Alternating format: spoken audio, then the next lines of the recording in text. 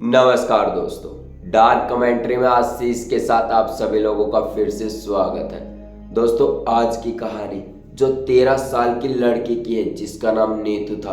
और इस कहानी की शुरुआत दोस्तों मध्य प्रदेश के टीकमगढ़ से शुरू होती है और हरियाणा के सोनीपत में खत्म होती है। इस कहानी या फिर ये जो घटना है इसमें कुछ ऐसा हुआ, ऐसी दरिंदगी दिखाई गई जिसके बारे में हम लोग सोच नहीं सकते। और ये कहानी ने काफ़ी लोगों को बहुत कुछ सिखाया है। और मैं जो चाहता हूँ दोस्तों, ये जो वीडियो है केवल 18 साल से ऊपर वाले लोग ही देखें, और जो भी देखे यानी कि ज़्यादातर अपने पेरेंट्स ही देखें या फिर वो बच्चे भी देखें जो 18 साल से बड़े हो चुके हैं। कैसी दरिंदगी हमारे भारत में बढ़ती जा रही है। तो दोस्तों, ये थी कहानी के मेन विजिट। अब कहानी को बातों बातों में शुरू करते हैं, तब तक आप अपने कानों में ईयरफोन लगा लें और शुरू हो जाइए आशीष के साथ। नमस्कार दोस्तों, ये जो कहानी या फिर ये जो घटना है मध्य प्रदेश के टीकमगढ़ की है। वहाँ पर एक औरत जिसका नाम सौदा था, उसकी एक बड़ी बेटी थी जिसका नाम नीतू था। और उसका परिवार मतलब कुछ अजीब सा था, मतलब टाइम अच्छा स्पेंड नहीं हो रहा था। और जो शोभा थी उसका पति किसी ने कारणवश मर चुका था और घर में काफ़ी दिक्कतें हुई थी। तो उसकी जो शादी थी गंगाराम व्यक्ति के नाम से कर दी गई थी। तो जो उसकी फैमिली थी अच्छी चल चुकी थी। जो गंगाराम नाम का व्यक्ति था, शोभा से शादी करने के बाद शोभा की एक बड़ी बेटी नीतू थी और शादी के बाद 2 बच्चे और हुए जिनका नाम आस्था था। जिस लड़की का नाम, जो 2 बच्चे हुए थे गंगाराम से, आस्था, और दूसरी थी ऋतिक सॉरी दोस्तों, लड़का था और एक लड़की थी और एक नीतू। ये तीनों उनकी फैमिली में आ चुके थे। और जो गंगाराम था दोस्तों, वो मिस्त्री का काम किया करता था और उनका गुजारा जो था बड़ी ही मुश्किल से होता था। काफ़ी मुश्किल से घर चल रहा था। तो उन्हें लगा कि मध्य प्रदेश में यानी टीकमगढ़ में उनका जो खर्चा है अच्छे से नहीं चल पा रहा। उन्हें काफ़ी परेशानियों का सामना करना पड़ रहा है और काफ़ी दिक्कतें हो रही है। तो वो सोचते हैं कि क्यों ना हम अपने यहाँ पर कहीं दूसरी जगह पर चले जाएं, जहाँ पर हमारा गुजारा भी हो और हमारा परिवार भी अच्छे से चल सके। तो जो गंगाराम और उसकी पत्नी शोभा ये प्लान बनाते हैं और अपने वहाँ से मध्य प्रदेश से टीकमगढ़ छोड़कर वहाँ से अपने यहाँ हरियाणा में सोनीपत में काम के लिए निकल आते हैं। और यहाँ पर जो गंगाराम था मिस्त्री का काम क्या करता था, और जो गंगाराम की पत्नी थी जिसका नाम शोभा था, वो सोचती है कि क्यों ना मैं भी मजदूरी का कोई काम करूं जिससे कि घर भी अच्छे से चल पाए। जो हमारे बच्चे हैं आस्था ऋतिक, वो अच्छे से कर पाए, काम हो सके, उनके पढ़ाई अच्छे से हो सके। तो जो नीतू नाम की लड़की थी दोस्तों, गंगाराम और उसकी पत्नी शोभा वहीं पर अपने मध्य प्रदेश में टीकमगढ़ में वहीं पर छोड़कर उसे आ जाते हैं और कहते हैं कि यहीं पर अपने दादा दादी के साथ रहेगी, क्योंकि अब ये समझदार भी हो चुकी है। और ये कहानी दोस्तों 13 यानी कि 4 साल पहले की मैं आपको सुना रहा हूँ, जब ये घटना घटी थी। तो वो अपनी दादी के पास वहीं पर छोड़कर आ जाते हैं, दादा दादी के पास। और वो जो छोटे बच्चे थे आस्था और ऋतिक को यहाँ पर ले आते हैं। तो ऐसे ही जैसे 2 साल गुजरे, 2022-23 में जब आए तो नीतू 13 साल की हो चुकी थी और पढ़ाई कर रही थी, 7th क्लास में पढ़ रही थी और उसकी पढ़ाई चल रही थी, सब कुछ अच्छे से चल रहा था। तो जो शोभा और गंगाराम सोचते हैं कि अब नीतू जो है ना बड़ी हो गई है और वहाँ पर दादा दादी भी मतलब सही से चल रहा है सब कुछ, तो हम ऐसा करते हैं जो नीतू है उसको यहीं पर हरियाणा में बुला लेते हैं। इससे हमारा टाइम भी बच जाएगा और आस्था ऋतिक के लिए भोजन भी बना देगी, जो कि मतलब हमारे लिए भी, हम भी सुबह काम पर जाना पड़ता है। तो ये सब बनाते हैं प्लान गंगाराम और शोभा जो उसकी पत्नी थी, और नीतू को मध्य प्रदेश यानी टीकमगढ़ से हरियाणा में बुला लेते हैं और कहते हैं कि यहीं पर काम करना, यहीं पर पढ़ना। तो ऐसे ही नॉर्मली बातचीत होती रहती है और सब कुछ सही चल रहा था। गंगाराम और गंगाराम की पत्नी भी काफ़ी खुश थे, क्योंकि जो उनकी फैमिली थी उनका पालन पोषण अच्छे से हो रहा था और किसी भी प्रकार की कोई भी दिक्कत नहीं हो रही थी। सब कुछ धीरे धीरे सही चल रहा था। लेकिन जो नीतू जो हरकतें कर रही थी वो शायद एक गंगाराम और उसकी पत्नी को शोभा को पता हो। वो कुछ ऐसा कर रही थी जिसका अंदाज़ा हम भी नहीं लगा सकते। और वो महज 13 साल की लड़की थी जो 7th क्लास में पढ़ रही थी। नीतू ने कुछ ऐसा किया कि जो शोभा और गंगाराम को काफ़ी परेशानियों का सामना करना पड़ा था। तो होता कुछ ऐसा है 30 अप्रैल की बात आती है, जो नीतू होती है वो अपने पेरेंट्स यानी शोभा और गंगाराम को कहती है कि पापा मम्मी मुझे कुछ किताबें लानी है, मुझे कुछ पैसे दे दो, तो मुझे ऐसे ही लानी होंगी। तो जो गंगाराम था, जो शोभा के पति था, वो कहता है कि तुम कहाँ घूमोगे बेटी, तुम तो अभी छोटी हो, तुम मैं ही किताब ला कर दे दूंगा। तो ये जो बातें चल रही थी, संवाद उन दोनों के बाद बीच में चल रहा था, वो कहती है नीतू भी ठीक है पापा आप ला देना।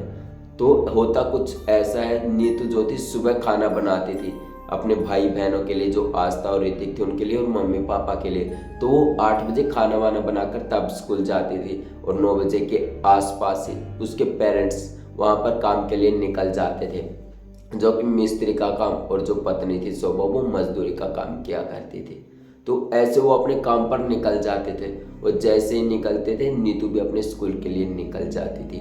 तो बात 30 अप्रैल की जब हुई, किताबों की बात चल रही थी, तो जो शोभा थी जो गंगाराम की पत्नी, और दोनों काम पर गए हुए थे, तो वहाँ पर वो आपस में बात करते हैं कि अभी बिटिया को किताब भी दिलानी है नीतू को, तो मैं चली जाती हूँ। तो गंगाराम अपनी पत्नी शोभा से कहता है ठीक है ध्यान से जाना, और मतलब ज़्यादा देर मत लगाना, 1 बजे से पहले आ जाना क्योंकि हमें वापस भी काम करना है। तो गंगाराम अपनी पत्नी शोभा को समझाता है और शोभा भी चली जाती है।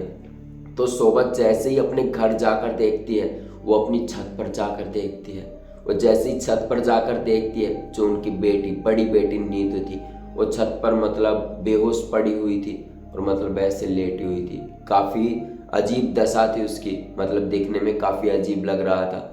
ये देखकर जो नीतू की मम्मी थी, बड़ी मम्मी थी आस्था, उससे रहा नहीं गया और वो चिल्लाई बहुत ज़ोर से। उसने जब बहुत ज़ोर से चिल्लाया तो पड़ोस में जो लोग थे वो वहाँ पर इकट्ठा हो गए और उन्होंने देखा कि नीतू ऊपर बेहोश पड़ी हुई थी। तो ये बात धीरे धीरे जो लोग थे आसपास के, उन्होंने गंगाराम के जो आस्था के पति थे गंगाराम, उनको फ़ोन किया। उन्होंने जैसे ही आके इस हालत में नीतू को देखा तो अपने होश नहीं संभाल पा रहे थे, वो काफ़ी डर गए थे। उन्हें ये घटना देखने का बहुत अफसोस हो रहा था, वो किसी भी प्रकार से इस घटना का सामना नहीं कर पा रहे थे, उन्हें काफ़ी डर का सामना करना पड़ रहा था। तो थोड़ी ही देर बाद में पुलिस वहाँ पर आ जाती है और पूछताछ करने लगती है गंगाराम और उसकी पत्नी शोभा से। तो जब पुलिस वो पूछताछ कर रही थी आपस में, तब उन्हें पता चलता है कि इन्होंने तो ऐसा कुछ नहीं किया है। वो पुलिस वाले कहते हैं कि क्या तुम्हें कोई रिपोर्ट या फिर कुछ लिखवाना है जिससे कि कुछ ये सब मिल जाए कि इसके साथ हुआ क्या है, या फिर कोई पोस्टमार्टम करवाना है। पुलिस ये सारी बातें गंगाराम और शोभा जो उसकी पत्नी से पूछता है, लेकिन जो शोभा और उसकी जो पति थे गंगाराम सख्त मना कर देते हैं। वो कहते हैं कि जी हमें इतना समय नहीं है क्योंकि हम मजदूरी करके खाते हैं, और ये गंगाराम जो मेरे पति हैं मिस्त्री का काम क्या करते हैं, सब इन्हीं की वजह से ही चलता है घर में, सब कुछ खाना पाना दाना वाने सब इनकी वजह से आता है और घर का गुजारा चलता है।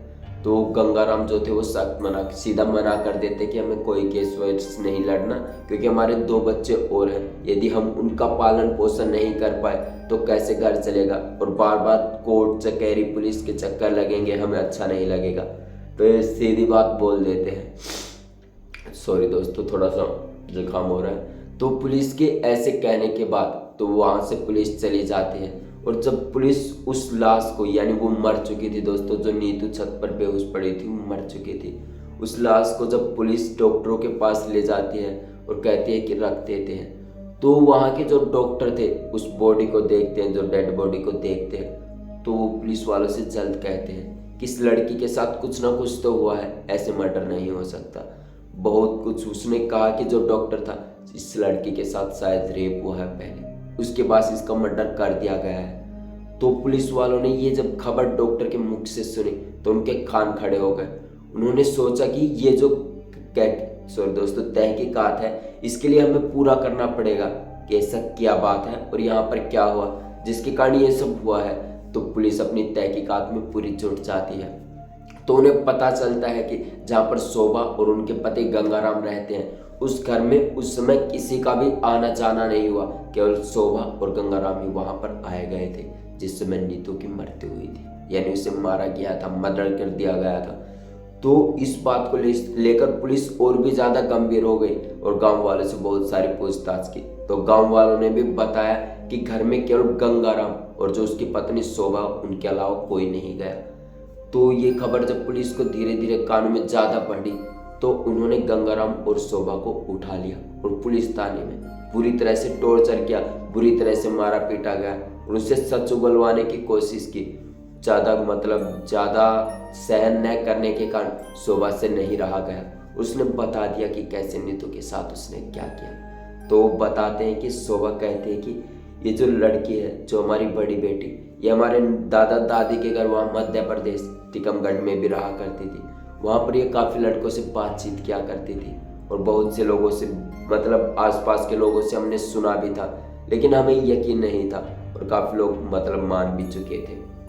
तो ऐसे ही जब हमें पता चला कि ये नीतू जो हमारी बड़ी बेटी है, हरियाणा में सोनीपत में आकर भी ऐसी हरकतें कर रही है, किसी के पास भी फ़ोन से बातें कर रही है, मानो हमने बहुत से फ़ोन छीने इससे, 1.5 महीने में करीबन 15 से 20 फ़ोन छीने, लेकिन ये कहती कि अब आगे मैं कभी नहीं करूँगा, लेकिन ये नहीं मानती थी और ऐसे ऐसे सिलसिला बढ़ता जा रहा था और हम भी काफ़ी ज़्यादा परेशान हो गए थे। तभी गंगाराम कहता है कि ये सच में बात नहीं मान रही थी, क्योंकि हमने बहुत समझाया, ये जब भी खाना खाने बैठती ये कहीं पर, और महज 13 साल की लड़की नीतू दोस्तों, जिसके साथ ये घटना घटी, और ये बिल्कुल तरह से भी कहना नहीं मान रही थी। तो इस बात को गंगाराम और शोभा सहन नहीं कर पा रहे थे। तो एक दिन कुछ ऐसा हुआ कि शोभा और गंगाराम आपस में खाना खा रहे थे। तभी जो नीतू नाम की लड़की थी वो अपने कमरे में किसी से हंसकर बात कर रही थी और उन्हों के सामने, और नीतू ने कह दिया था कि मैं बातें करना नहीं छोड़ूंगी, चाहे जो हो तुम वो कर लो। तो ये जो बात थी गंगाराम और उसकी पत्नी शोभा से बिल्कुल सहन नहीं हुई और वो इतने खिलाफ थी। नीतू अपने मम्मी पापा के बहुत ज़्यादा खिलाफ हो चुकी थी और उसने कहा कि मैं कुछ नहीं करूँगी, मैं तो बातें करूँगी, तुम चाहे जो चाहो वो कर लो। तो गंगाराम और शोभा जो बिल्कुल क्या स्थिति रही सब कुछ बता देते हैं। शोभा ने कैसे पेट पर बैठकर जो उसकी बड़ी बेटी नीतू थी उसका गला दबाया था, उसे बुरी तरह से मार दिया था। शोभा और गंगाराम अपनी जो उन्होंने किया था, जो अपना मर्डर किया था, उसे मान लेते हैं और कह देते हैं कि हाँ हमने ही किया है, लेकिन जो हमारी बेटी थी बिल्कुल कहना नहीं मान रही थी। तो ये सारी बातें पुलिस वालों को जब पता चली, और ये बात बिल्कुल ही सच्ची थी, जो कि नीतू बहुत से लड़कों से बातें करती थी, 24 घंटे चैटिंग, और उसके मम्मी पापा ने भी, जो शोभा थी उसकी मम्मी और पापा थे जो गंगाराम, उन्होंने काफ़ी बार उसका फ़ोन छीना, लेकिन वो बिल्कुल भी नहीं माने। लेकिन जब पानी सिर से ऊपर बढ़ चुका था तभी गंगाराम और शोभा ने प्लान बनाया कि कैसे नीतू को मारा जाए और किस तरह इस घटना को अंजाम दिया जाए। तो ऐसे 30 अप्रैल का दिन था वो, जो मैंने आपको बताया, किताबों के बहाने ऐसा कुछ किया। और ये कुछ ऐसा किया दोस्तों कि किसी को महज कुछ पता ही नहीं चला हो कि ऐसे जैसे जहाँ पर वो काम करते हैं, आज से आपसे बात करना, इतना मेल जोल खाना, इतनी एक्टिंग करना कि मतलब काफ़ी लोगों को ऐसा लगा हो कि बिल्कुल सच्ची हो, जो इन्होंने कहा है बिल्कुल सच हो, इनका कुछ गलत मानना न हो। तो दोस्तों जो बिल्कुल सच्चा था वो सभी लोगों के सामने आ चुका था और इस घटना से काफ़ी लोग परेशान थे और काफ़ी लोगों को सीख मिली। और मैं तो चाहूँगा दोस्तों, ये जो 18 साल से जो लड़के लड़कियाँ बढ़ती उम्र जा रही है और जो जिनके पेरेंट्स है, यानी कि हम भी अभी बच्चे हैं 18-20 साल के, तो इन्हें ये कहानी ज़रूर सुननी चाहिए, जो काफ़ी अच्छी कहानी है। तो दोस्तों ये थी आज की कहानी जो मैंने विजिट करी है। तो कमेंट सेशन में कमेंट करके ज़रूर बताएं कि आपको ये कहानी कैसी लगी और क्या आगे भारत में ये घटनाएं आगे बढ़ेंगी या रुक जाएंगी। तो दोस्तों तब तक के लिए जय हिंद, मिलते हैं अगले शनिवार को फिर से।